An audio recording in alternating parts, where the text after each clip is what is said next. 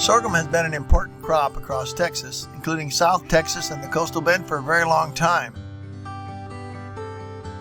but especially so after the introduction of sorghum hybrids in the late 1950s. The nearby port of Corpus Christi has long been important for export of the local grain sorghum crop, which is essentially the second sorghum crop to mature across the U.S. after the Rio Grande Valley. Historically, Nueces and San Patricio counties have been among the highest sorghum-producing counties in Texas.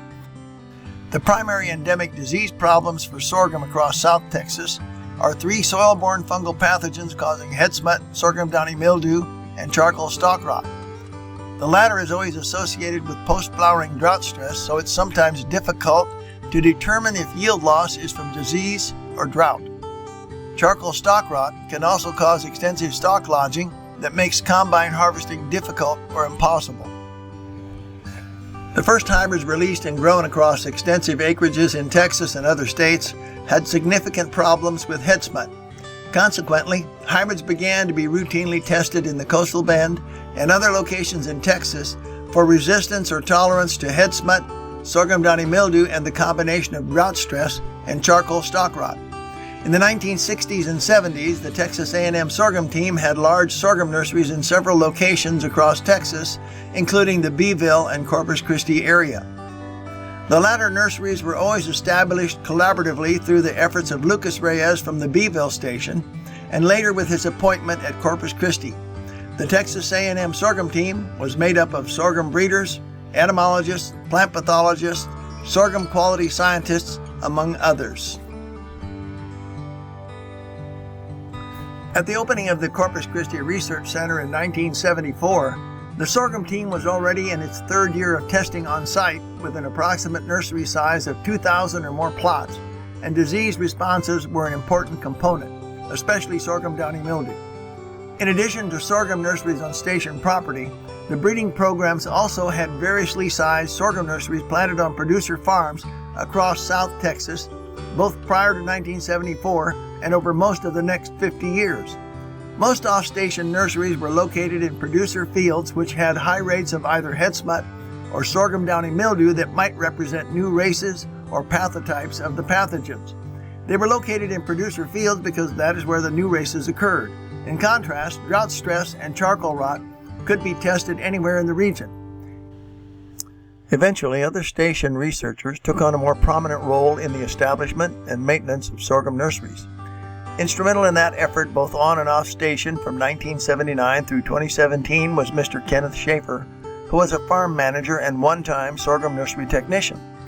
In addition to managing the station, he assisted with off-station nursery sites, which ranged from Jim Wells County in the west to Wharton County along the upper coastal bend, and their size varied from 2,000 to 7,000 plots.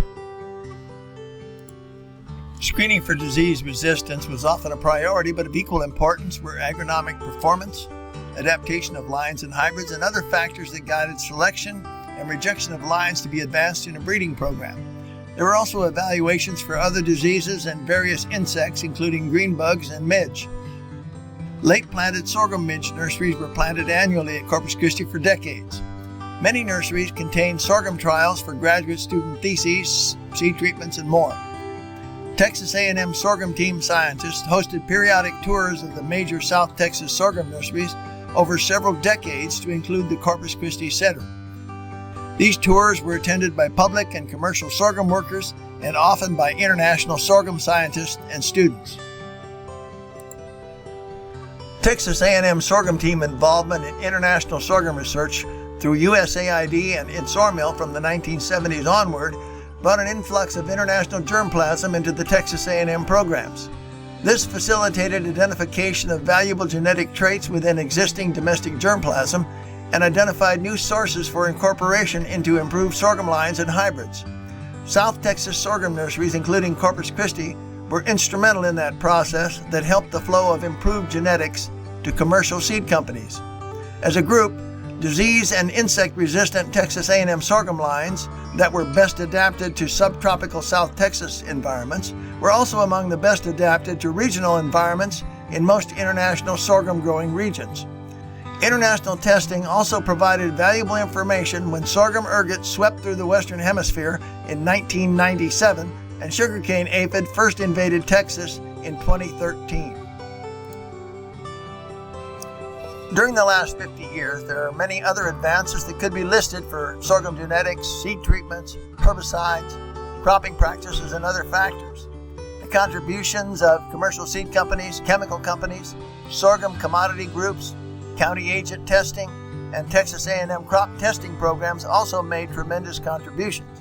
But the Texas A&M sorghum team and this Corpus Christi Research Center played a primary role in South Texas sorghum improvement over the past 50 years.